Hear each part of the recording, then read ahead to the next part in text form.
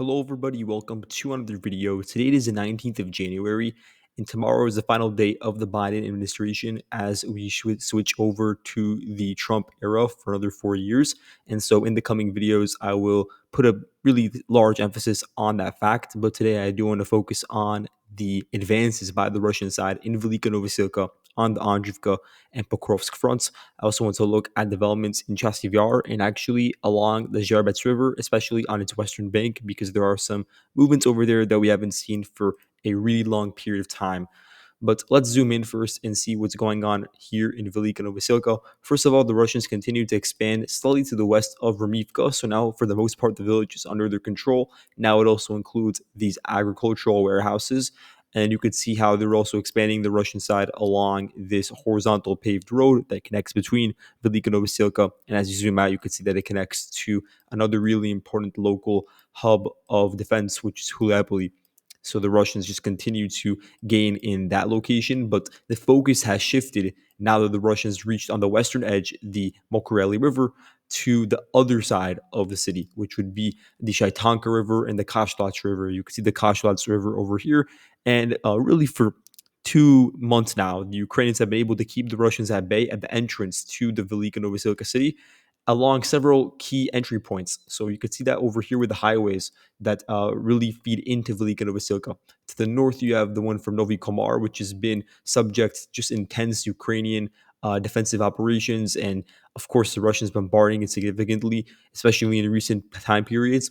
The Russians also had access and utilized over the past 24 hours this road coming in from the northeast, in addition to the 0510 road over here that comes in directly from the east. And then from the southeast, you have this road that connects to the entire Kashlach chain of villages. So if as you go further southeastwards, you reach areas like Vuhledar and several other important areas that were captured by the Russian side recently, like Zolotaniva, Perchestivka. And that's really a big part of why the Vuhledar capture was so critical, because it undermined the Ukrainian line of contact in an area that was just wholly unprepared for a deep rear penetration and never fully recovered. And there was never a contingency plan for a second line of defense, or even for a first line of defense, once the Russians crossed over from Vuhledar and shifted their focus westwards to other villages over here that simply are not well defended. They're not connected together in any cohesive way.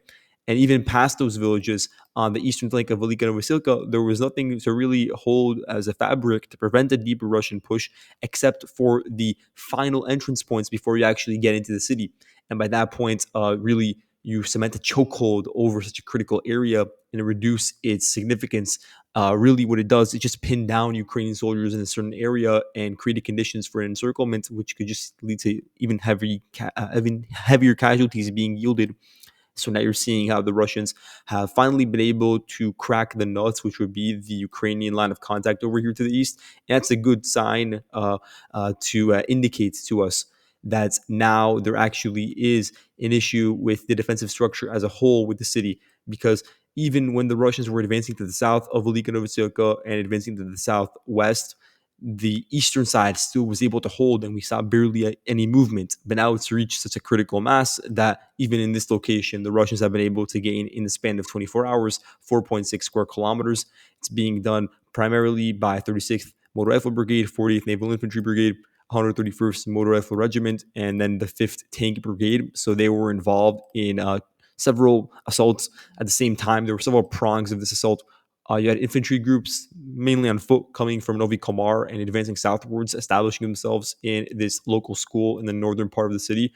You also had, I believe it was, two BMPs advancing in this open field region from the farmlands and acting as a sort of diversion. So the Ukrainians that actually do remain here at the line of contact pretty close to the river, they shifted their attention, their drones, or their artillery to this particular region to deal with those vehicles. But then 13 APCs, assisted by one tank, they came along this highway that is sandwiched in between the Shaitanka and Kashlats rivers, and were able to penetrate even deeper and really lay the groundwork for Russian infantry to get dismounted, because apparently, according to Deep State, 6 of those APCs were able to make it to the line of contact and dismount their soldiers accordingly.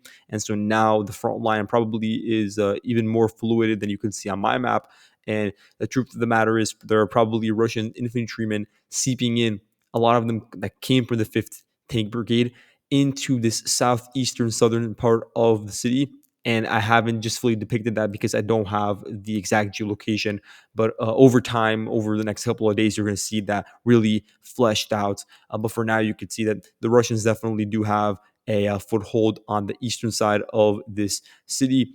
And they have essentially reached one of the rivers that separates Velika Novosilka. And this is really a big part of why it's so difficult to defend. There are literally three different streams that are cutting by and dividing up Velika Novosilka into chunks. And so now imagine that, given the fact that there is still some sort of Ukrainian resistance over here, imagine their attempts at getting out. Even a couple of days ago, the situation was extremely dire, but now there's only this 2.3 kilometer wide stretch of territory to go through, which is constantly getting narrowed, constantly getting closed in on. And so any organized, and we're talking even like in small groups, even those would be extremely dangerous to trek through in just a completely open area, going over rivers and barely having any sort of protection when it comes to using houses or basements or even trenches, because you have to reach this area to get to trenches. Really, even doing it on your own as an individual soldier at night would be dangerous, let alone doing it in groups out in daylights, where you're constantly getting surveilled by Russian surveillance drones and are having artillery fixed on you. That's definitely an uncomfortable situation for the vanguard forces from probably the 110th Mechanized Brigade, and then one battalion of the Presidential Brigade, the 2nd or 20th Special Purpose Brigade. But I don't want to move on to the Andriivka region. Over here, the Russians continue to chip away at the Dakhnia pocket, as I refer to it. Again, there's a huge density of Ukrainian forces over here, and there has to be some sort of correction for the like saturation of various Ukrainian units at this part of the front line. It's just been a very hectic couple of months. Just the end of 2024 has been difficult for the garrison over here because they lost control over their main organization point in Kurakove, and in the south, they also lost control of Uspanivka. And those were their ways of like projecting organization and having like a solid defense line. So now that it's sort of lacking, you just have a lot of these units that are in sort of limbo and don't exactly have one set area where they're placed, but they're just generally floating around the Andriivka region. But it's pretty well known that the 46th, 79th Brigades, they're the ones that are operating in Yerdachnia, and the south, it's the 33rd Brigade, and perhaps also the 71st Jaeger Brigade. But there are a lot of other units over here that we don't have as much accurate information as to where they're being placed. And it's going to be difficult to give them specific assignments when the front line continues to change with such volatility. And you can see over here, the Russians have crossed over the Sukhyali River in earnest, taking over 2.15 square kilometers of territory. And this allows them to, expand the southern flank towards Dakhnia, but also towards the road that connects it to the Andriivka region, further closing in these pockets that the Ukrainians definitely are unwilling to cede to the Russian side, due to the fact that losing control over it would give the Russians just this very intimate presence right next to the entire Andriivka urban cluster. Also, over here, the Russians were able to take over 2.4 square kilometers west of Kurakove. This includes the ash dump of the industrial facilities. So the Molot FPV group just conducted strikes onto Russian soldiers that were present in this location. In addition, Russian forces from likely the 114th Motor Rifle Brigade are advancing south of Petropavlovka, taking over at the very least half a square kilometer. And we could see, based on the geolocation, that they captured one of these local fortresses that was meant to control the entire vertical line from Slovyanka to Shevchenko. But we can see, of course, the Russians have been able to poke significant holes in that line and have bypassed a lot of it effectively, essentially creating this sort of situation where all the populated areas were taken over first, but then the areas dense with trenches that were sort of sandwiched in between these settlements, like Petropavlovka and Shevchenko, they remain in a gray zone or under Ukrainian control, and then they're just sort of rendered ineffective. And so, of course, they're going to continue to resist in them, but it becomes much more difficult because you can't then move into a house or move into a basement when it's needed to, when you're sort of enduring significant bombardment from the enemy side. And so now the Russians are just closing in on these remaining fields and trenches from all directions. And so it's just only a matter of time before the Ukrainians are forced to cede territory over here. But the thing is, following the capture of such territory, it would really bring the Russians close to reaching the entire northern trench garrison entire structure that was built to defend the northern flank of Andriivka, and it could be attacked not necessarily head on from the north, but it could be attacked from this eastern entrance. So Russian forces could sort of fight their way through and have this sort of horizontal route through which they take over a lot of these positions. So that's something to keep in mind as the Russians continue to advance in these locations. Another thing to look at is Yastove. The Russians advancing along a very specific trail. There are these lower lying, not river valleys, but just these lower valleys that are just to the south of Novoandrivka. The Russians are advancing through, probably with the intention of flanking it from the south. So this is just a localized movement because this is just a hamlet that probably is really home to a couple of um, platoons from the 151st Mechanized Brigade, or maybe 59th, even 152nd, and the Russians would just prefer not to attack them head on. Looking northwards, you can see that the Russians have entered into Odachne. You could see that they captured zero point 0.6 square kilometers of territory, advancing primarily along the rail line. They're pretty close to reaching the center of the village, and it is one of the larger ones in this entire location that is sort of in the hinterlands between the line of contact and the border between Donetsk and the Dnipro Oblasts.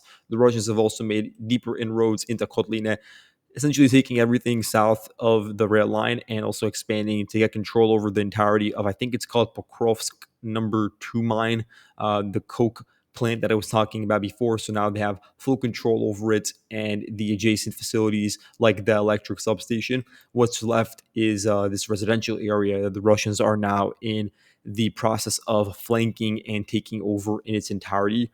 We also have here a geolocation. This is from the Ukrainian side. They sent a tank to the front line to fire towards some of the Russian forward positions, and this was on January 19th.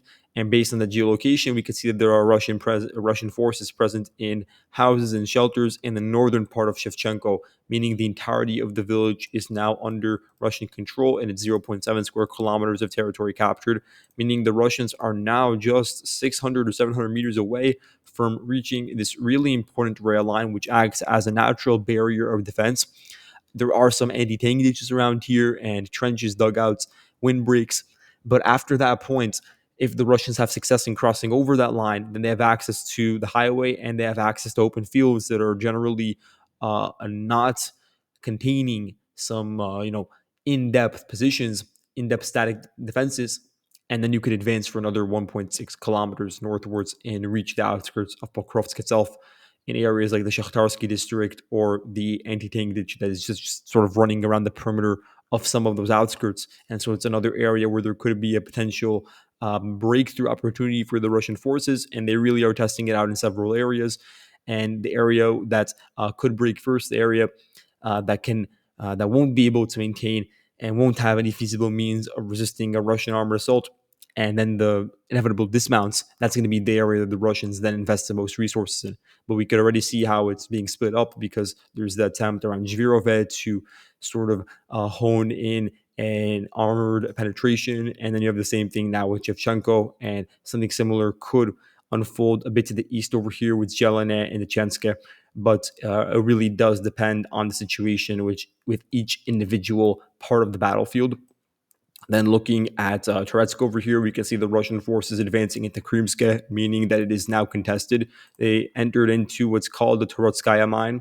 They captured just this piece of territory, which includes about half of the factory. And in response, the Ukrainian 28th Mechanized Brigade, they sent a tank to attack the local Russian forces.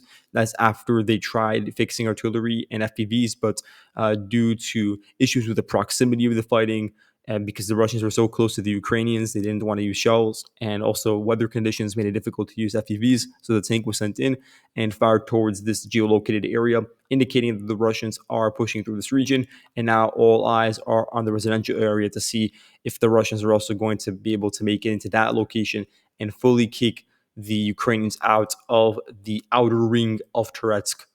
Now, to look a bit to the north, the Russians also entered into the Novopivnishny district of Chasiv Yar. You can see they captured this square of territory. And you look at the extent of the advance, it's about 700 meters westwards. It is a rather significant advance for an urban setting. And it means that the Russians are nearly at the western edge of Chasiv Yar in this particular location, further deepening their sort of pincer. I wouldn't really call it a pincer, but I would say that in this case, this deep penetration is continuing to get strengthened. And the Ukrainians have not exhibited a capacity for a localized counterattack in this area yet. They were able to counterattack in the refractory plant, which, to their credit, was able to sort of keep some cohesion in the center of Chasiv Yar, but to the north, there just is a chronic lack of manpower. A lot of the brigades over here, and usually it's not brigades, regiments, or battalions that are fighting individually in this area. They are more dedicated to the center of Chasiv Yar or areas to the south and not necessarily to the north, which is a part of why the Russians exploited the fact that the area to the north is also a bit less dense in order to move through the 98th VDV division in those areas, and also to begin to implement measures involving armored vehicles, because for a while the Russians were unable to move armored vehicles across the canal, but recently they have been able to do that, both for the sort of eastern parts of the city and then also for the deeper attacks towards the core of Chasiv Yar that we saw in yesterday's video, where they were able to enter into these apartment facilities. That was done through BMDs. And so now we're seeing the Russians also begin to employ that with the northern part of Chasiv Yar. But it is difficult because this sort of advance, it does cut off the rail line. It does cut off some of the routes through which supplies could be coming in from the western region, like Druzhkivka. But when it comes to supply from Andriivka, that is still going on through this road over here. I want to just highlight it for you guys so you get an idea of the logistics standpoint, because a lot of the roads are sort of fed in from the south of Chasiv Yar. So this region is still receiving supplies, and it could also run through Mykolaiivka and then reach Chasiv Yar. But to the north, any sort of outlet from there is now essentially cut off. So it is just helping tighten the noose. And there's also the fact that there's a sort of physical pressure exerted onto the Ukrainians in the center of Chasiv Yar, because they have to contend with Russian forces assaulting them, not just from the direct entrance from the east or now from the south, but also from the north. So really, they are experiencing that at a heightened intensity. And it is difficult to move back and forth because separating the Chasiv Yar center is this massive forested region, and then you actually reach the area with Mykolaiivka. So it is a difficult geographic situation for the Ukrainians, and now the Russians are also beginning to reach parity with the Ukrainians elevation-wise due to them conquering a lot of the territory that is on the key ridge located west of the Donbass Canal. Here you can see Katanyata. This is a FPV unit of the 56th Brigade, one of the key units around here, conducting FPV strikes and grenade drops onto Russian soldiers as they advanced deeper and deeper through the Novopivnishny district. But now, to finish off, we're going to look at the situation on the Zherebets River front. Russian forces advanced even further south into the final houses of Tyranny, and the Ukrainians, in response, they sent a tank along the main vertical road running along the river to fire towards the newly acquired Russian positions, indicating a Russian advance of 2.6 square kilometers. And I'm including in this the houses and also this pretty dense and thick forested area located a bit to the east, which I previously had marked as a gray zone, but it's just logical that now it would fall into Russian hands given the entire fall of tyranny. But the Russians have also shifted their focus westwards to crossing over the Zherebets River. And the first area where they did this was Ivanivka. And since then, they've been able to sense that there was a gap in the Ukrainian lines and there was not enough commitment to this location. And so they have started to exploit that weakness and have taken over additional territories. So to the north, we could see here they captured 3.9 square kilometers of territory. And here's a video just of the Ukrainians shelling a paved road that the Russians were advancing through. You can't see any damage being caused, but it does indicate to us that the Russians are present in that area. And it means that they're also advancing pretty close to this village over here in Novolyubivka, and more generally to the Luhansk-Donetsk border. They're pretty close also to this line of trenches, this line of really important fortresses that is important as it runs through the entire sort of region east of the Oska River. Probably I'd say like, what is this? 17 kilometers away from the Oska River. So it is one of those final unified lines before reaching deeper and deeper towards the actual river, which is one of the major boundaries in this entire part of the front line. So now the Russians are approaching that. Another area where they advanced was to the southwest of Ivanivka along this paved road. You can see that over here on January 19th, based on a video from the 33rd Assault Regiment, where they struck tree lines west of the Zherebets River. 33rd Assault Regiment was moved in over here to work in conjunction with the 97th Battalion of the 60th Mechanized Brigade, and more generally with that unit, but also with some of the other local elements in this region that I'm just clicking on so you guys get an idea. So they were just really, really needed because in terms of the quality, but also the quantity of Ukrainian forces over here, it was not sufficient for the heightened intensity of Russian attacks from the 1,428th and Motor Rifle Regiment. So this unit, which has a lot of experience and was recently promoted from a battalion to a regiment, has a lot of modern NATO standard vehicles and equipment. They were moved in to just help with the active defense and repel any sort of deep Russian exploitations. But you can see over here they captured 3.2 square kilometers of territory and pretty close to the trenches over here. Now, the thing is, the Russians are advancing along higher elevated regions. All this area over here is on a ridge.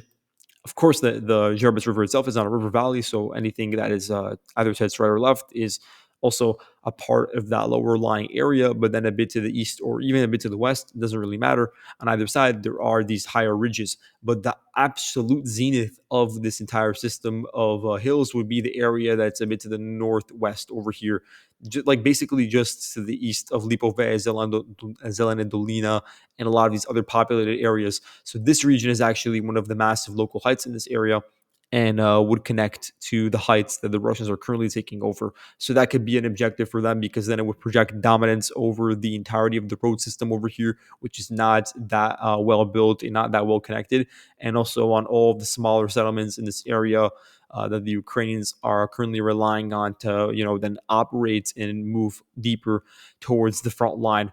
So that's something to keep in mind, and we'll have to see if the Ukrainian reinforcements were enough to, turn the tide and at least stabilize the situation.